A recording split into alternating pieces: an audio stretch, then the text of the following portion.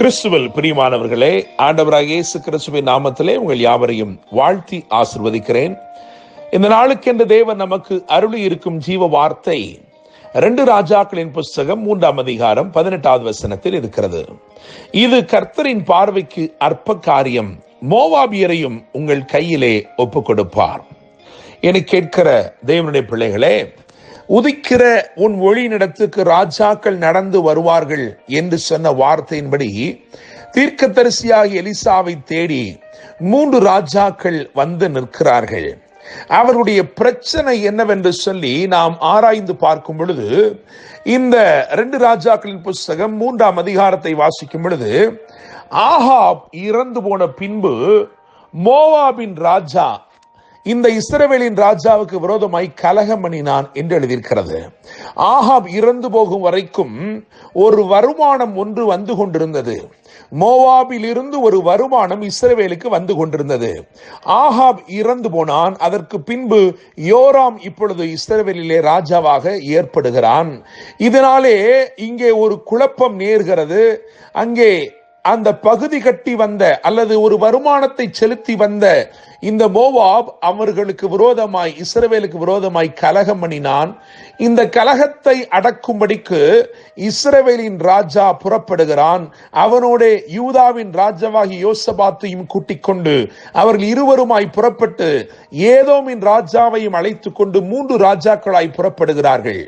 வருமானம் தடைபட்டு போனது, அதுதான் பிரச்சனை. ஆக இவர்கள் புறப்பட்டு அதை சரியாக்கும்படிக்கு இவர்கள் புறப்பட்டு போய் கலகத்தை அமர்த்தி, கலகத்தை அடக்கி அவனை தங்களுக்கு திரும்பமாய் கீழ்ப்படுத்திக் கொள்ள புறப்பட்டார்கள். ஆனால் பிரயாணித்த பாதையிலே 7 நாட்கள் வனாந்தர மார்க்கமாய் அலைந்தபடினாலே அவர்களுக்கு குடிக்க தண்ணீர் இல்லாமல் போயிற்று என்று 3ஆம் அதிகாரம் 9ஆம் வசனத்தில் எழுதியிருக்கிறது.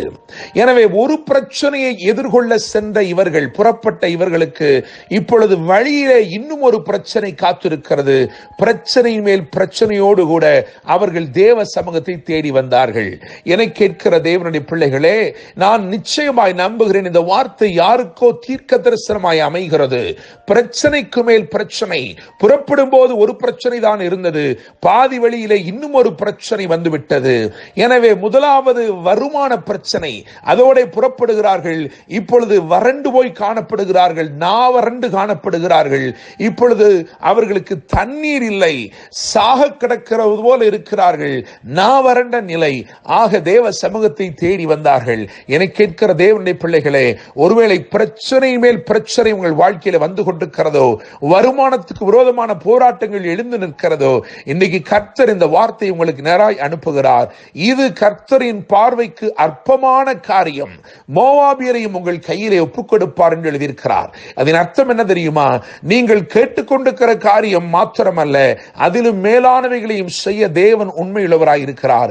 வேதத்திலே அவரை குறித்து நாம் வாசிக்கிறோம், அவர் நினைப்பதற்கும் வேண்டிக் கொள்வதற்கும் எதிர்பார்ப்பதற்கு மேலாக நம்முடைய வாழ்க்கையிலே கிரியை செய்கிற தேவனாய் இருக்கிறார்.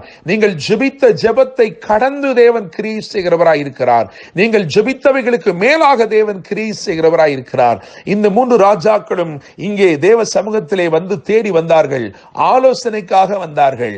எலிசா அவர்களுக்கு சொன்ன ஆலோசனை, ஒரு வாத்தியக்காரனை, சுரமண்டல வாத்தியக்காரனை என்னிடத்திலே கொண்டு வாருங்கள் என்று சொல்லுகிறான். ஒரு சுரமண்டலத்தை வாசிக்கக்கூடியவனை கொண்டு வந்த பொழுது கர்த்தருடைய கரம் எலிசாவின் மேல் இறங்கிற்று என்று எழுதியிருக்கிறது. தேவ ஆலோசனையாய் வெளிப்பட்ட காரியம் 17ஆம் வசனத்தில் எழுதப்பட்டிருக்கிறது. 3ஆம் அதிகாரம் 17ஆம் வசனம், நீங்கள் காற்றையும் காண மாட்டீர்கள், மழையும் காண மாட்டீர்கள், ஆனாலும் நீங்களும் உங்கள் ஆடு மாடுகளும் உங்கள் மிருக ஜீவன்களும் குடிக்கும்படி இந்த பள்ளத்தாக்கு தண்ணீரால் நிரப்பப்படும் என்று எழுதியிருக்கிறது.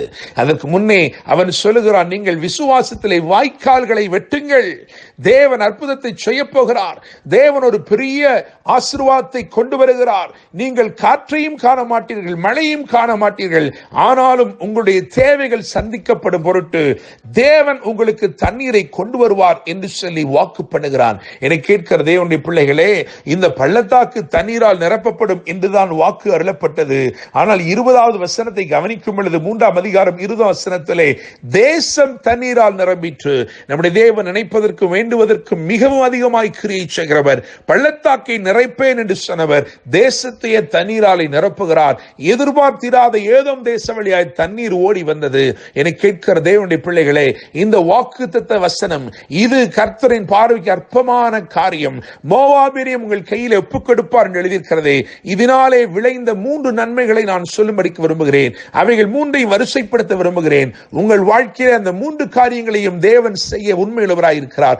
முதலாவது, வாய்க்கால்கள் எல்லாம் தண்ணீராலே நிறைந்தது.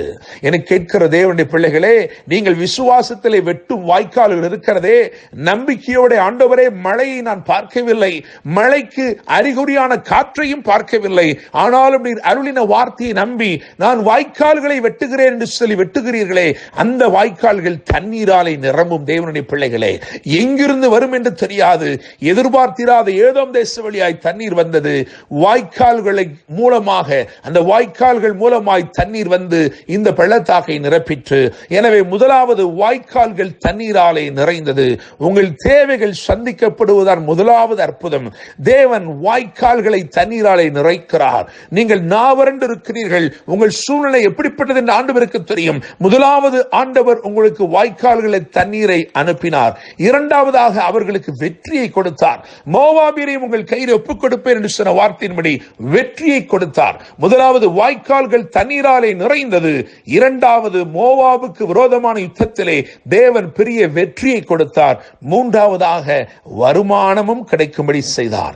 முன்பதாக எப்படி ஆடு மாடுகள் இருந்ததோ அந்த ஆடு மாடுகளின் திரட்சி இஸ்ரவேலுக்கு திரும்பமாய் கிடைத்தது, வருமானமும் கிடைத்தது. எனவே 3 காரியங்களை நான் சொல்கிறேன். முதலாவது, வாய்க்கால்கள் தண்ணீராலே நிரம்பிற்று. இரண்டாவது, வெற்றி கிடைத்தது. மூன்றாவது, வருமானமும் தொடர்ந்தது. இந்த வார்த்தை நிச்சயமாய் தேவன் உங்களுக்கு நேரே அனுப்புகிற வார்த்தை. இது கர்த்தரின் பார்வைக்கு அற்ப காரியம். மோவாபியரையும் உங்கள் கையில் ஒப்புக் கொடுப்பார். கர்த்தர் தாமே இந்த வார்த்தைகள் மூலமாய் உங்களை ஆசீர்வதித்து வாழ வைப்பாராக.